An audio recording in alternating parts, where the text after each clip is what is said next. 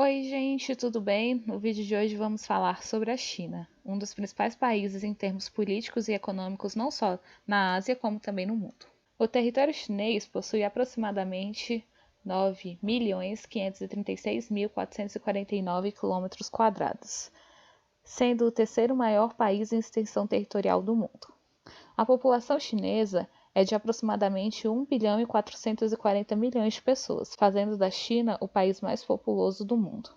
A capital da China é Pequim, cidade localizada a leste do país, próxima ao Oceano Pacífico.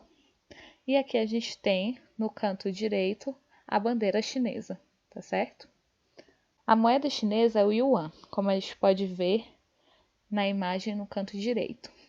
A civilização chinesa tem aproximadamente 5.000 anos, sendo uma das mais antigas da humanidade. Essa civilização realiza intercâmbios culturais e comerciais com outras civilizações asiáticas e europeias há milhares de anos. Os produtos chineses sempre foram muito valorizados no comércio com o restante do mundo, especialmente a seda, a porcelana e as especiarias. Então aqui agora à direita a gente tem um mapa político da China, onde a gente tem as divisões políticas administrativas dos distritos chineses. E o principal idioma falado na China é o chinês, mas há diversos outros idiomas e dialetos no país, com destaque para o mandarim. Por razões políticas, a maior parte da população chinesa não possui religião. A parcela da população que é crente, que pratica alguma religião, ela possui uma religião baseada em crenças populares orientais, e também o budismo, que é uma importante religião oriental. Uma parcela pequena da população chinesa pratica o cristianismo ou o islamismo. E aqui a gente tem o mapa com a distribuição da população chinesa. Então, se a gente olhar aqui o mapa à direita, a gente consegue observar pela cor vermelha, que é a mais populosa. Quanto mais avermelhado, mais população. Quanto menos avermelhada, mais claro, menor é a população. Então, a gente consegue observar que na região leste da China existe uma grande concentração populacional e que na região oeste a gente tem uma baixa densidade populacional. Quando a gente compara o mapa de distribuição de população com o mapa de relevo da China, a gente consegue observar alguns dos fatores que ajudam a explicar essa concentração populacional da China na região leste. Aqui no mapa de relevo, quanto mais clara a cor, quanto mais amarelada, mais clarinha, menor é a altitude. Quanto mais escuro, quanto mais avermelhada, maior é a altitude. Sendo assim, a gente consegue observar que na região leste da China, o relevo ele possui uma menor altitude, sendo uma formação de planície. Então, as planícies a leste da China são as mais populosas. É um tipo de relevo que favorece, né, que ajuda, que auxilia na aglomeração humana. Quando a gente vai ao oeste, a gente consegue ver que essa é uma região de montanha e planaltos com elevadas altitudes. Sendo assim, é um tipo de relevo que é muito difícil de ocupar. É um tipo de relevo que ele não favorece a construção de casas, a prática de agricultura. O tipo de clima vai ser um clima frio de montanha, então as características naturais dessa região, elas não favorecem a ocupação humana. Quando a gente olha esse mapa, que é um mapa de clima, a gente consegue entender por que a região noroeste também não é muito povoada, porque é uma região desértica e o clima deserto ele é mais difícil de você ocupar porque o ser humano precisa de água. Sendo assim, a gente consegue entender por que a concentração populacional da China fica principalmente na região leste, especialmente na região de planície, que é um tipo de relevo mais propício para o adensamento humano, e também nessa região de clima temperado e tropical, que tem bastante abundância de água ao longo do ano inteiro. E aí agora a gente vai falar um pouco sobre a formação socioeconômica da China nos tempos atuais. Para a gente entender todos os processos que aconteceram com a China no decorrer do século XX, é importante a gente entender o processo de neocolonialismo. O neocolonialismo foi quando a Inglaterra e a França, durante a sua expansão industrial, colonizaram vários territórios na África e na Ásia com o objetivo de explorar sua matéria-prima e de impor seus produtos, né, para esses mercados consumidores. Então, a China passa por isso e ela é invadida por tropas inglesas durante o século XIX. Os chineses, eles não aceitam, né, essa ocupação numa boa, tranquilão. Eles começam a se organizar de maneira a tentar expulsar esses invasores ingleses. E aí, dois movimentos muito importantes que surgem durante esse período é o movimento nacionalista e o movimento comunista. São duas ideologias muito presentes em todo o mundo durante o século XX. E aí não seria diferente na China. Então, esses dois partidos, essas duas organizações políticas, elas começam a se movimentar e se juntam para expulsar os ingleses, as tropas inglesas da China. Em 1911, o Partido Nacionalista consegue chegar ao poder. E aí, com isso, ele não rompe totalmente com o poder colonial, ele não rompe totalmente com os ingleses. Isso gera diversas revoltas entre a população, que continua sendo explorada tanto pelos ingleses quanto por esse partido nacionalista, e que queriam, né, que ansiavam pelo rompimento total com esse modelo colonial. O Partido Nacionalista, ele também coloca na clandestinidade, ele também criminaliza o Partido Comunista. Então, todas as pessoas ligadas a esse partido, elas começam indo para o interior da China com o objetivo de fugir da perseguição política. A partir do momento que esse partido, essas pessoas começam a ir para o interior da China, eles começam a ir para uma região mais agrícola, mais agrária, do campo. E aí os camponeses, eles passam a ter contato com esses ideais socialistas, esses ideais de igualdade, de redistribuição de renda, de redistribuição de terras. Então, já começa a ter um vínculo entre o Partido Comunista e a população camponesa. Esse vínculo é importante para a gente entender o que acontece depois. Aí a gente tem a Primeira Guerra Mundial. Durante a Primeira Guerra Mundial, os chineses eles lutam do lado da Inglaterra com a esperança de romper completamente com esse poder colonial, com essa estrutura colonial, com o objetivo de se tornar completamente independentes. E quando acaba a Primeira Guerra Mundial, ao contrário do que esperavam os chineses, os ingleses passam os domínios territoriais que eles tinham na Ásia, com destaque para a China e para a Coreia, para o Japão. Então, o Japão invade as terras chinesas. E aí, durante esse processo, existe uma nova aliança entre o Partido Nacionalista e o Partido Comunista para a expulsão dos japoneses. Isso só vai ser realizado com sucesso, as tropas japonesas só vão ser expulsas, só vai acabar com a invasão estrangeira na China no fim da Segunda Guerra Mundial, que é quando o Japão perde a guerra, né? Ele é derrotado pelos Estados Unidos, e uma das imposições do Tratado de Guerra era que o Japão não pudesse mais ter exército. Então, a partir desse momento, a China está completamente livre do Japão. E aí, acabando a Segunda Guerra Mundial, a China entra em um processo de guerra civil, que é entre o Partido Nacionalista e o Partido Comunista, em busca do poder chinês. Então, ambos esses partidos começam uma guerra civil com o objetivo de chegar ao poder. O Partido Nacionalista sendo apoiado pelos Estados Unidos, pela Inglaterra, que eram as potências capitalistas e que queriam que a China continuasse capitalista, e o Partido Comunista Chinês sendo apoiado pela União Soviética. No fim, em 1949, o Partido Comunista ele consegue vencer essa guerra civil e aí adota um regime socialista no território chinês.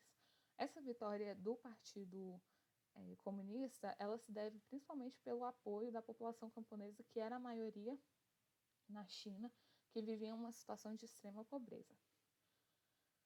Os perdedores da Guerra Civil, né, as pessoas do Partido Nacionalista, elas vão para Taiwan, uma ilha chinesa, e instauram lá um regime capitalista. Então, a ilha de Taiwan continua com o regime capitalista, enquanto toda a China passa por um processo de transformação para a adoção de uma política e uma economia socialista.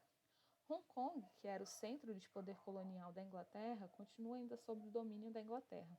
E aí, durante esse tempo, Hong Kong também continua sendo capitalista e recebendo fortes investimentos, tanto dos Estados Unidos quanto do Japão, com o objetivo de que essa ilha, né, não fosse recuperada pelos chineses e se tornasse socialista. Então, a partir do momento que o Partido Comunista ele consegue vencer a guerra civil na China, ele adota uma economia planificada. O que significa uma economia planificada?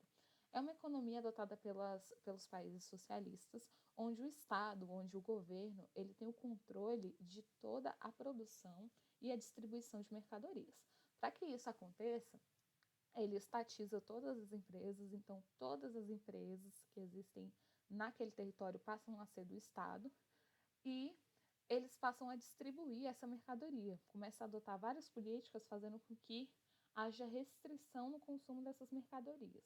Qual é o objetivo disso? Fazer com que todos consigam acessar esses bens de consumo. De maneira geral, nas economias planificadas, como você tem como objetivo que todo mundo acesse em mesma proporção os serviços e os bens de consumo, isso faz com que haja uma restrição muito grande dos produtos que podem ser consumidos. E aí isso acontece na China, mas acontece também na União Soviética, em Cuba e em diversas outras economias socialistas, tá bom? E, junto com essa estatização das empresas, existe uma política de pleno emprego. Então, dentro das economias socialistas, não existe desemprego, porque o objetivo não é gerar lucro, o objetivo é fazer com que todo mundo tenha acesso ao mínimo, aos mesmos bens e serviços. Então, dessa forma, todo mundo precisa de trabalhar e todo mundo vai ter acesso aos bens e consumos de maneira igualitária, né? Isso é no plano ideal, tá? Quando esse Partido Comunista ele consegue vencer, o líder do Partido Comunista chinês era Mao Tse-tung. E aí ele instaura a política de o grande salto para frente. Porque depois de tanto tempo em guerra, Primeira Guerra Mundial, Segunda Guerra Mundial e tanto tempo em guerra civil, toda a infraestrutura chinesa estava destruída. Transporte, energia, comunicação, as estradas todas destruídas, a rede de energia toda destruída. A indústria também foi completamente dizimada, as cidades estavam destruídas, a atividade agrícola ela estava muito sucateada também. Então, o grande salto para frente tinha como objetivo fortalecer, impulsionar a retomada, né, da agricultura, da indústria de base e a reconstrução da rede de transporte, de energia e de comunicação. O grande salto para frente, ele não é bem sucedido, e aí por conta disso, existe uma perseguição política muito grande em relação às pessoas que eram opositoras ao governo ou às pessoas que eram consideradas por Mao Tse-tung como boicotadores, que boicotavam esse programa de grande salto para frente. Isso só vai chegar ao fim com a morte de Mao Tse-tung em 1976.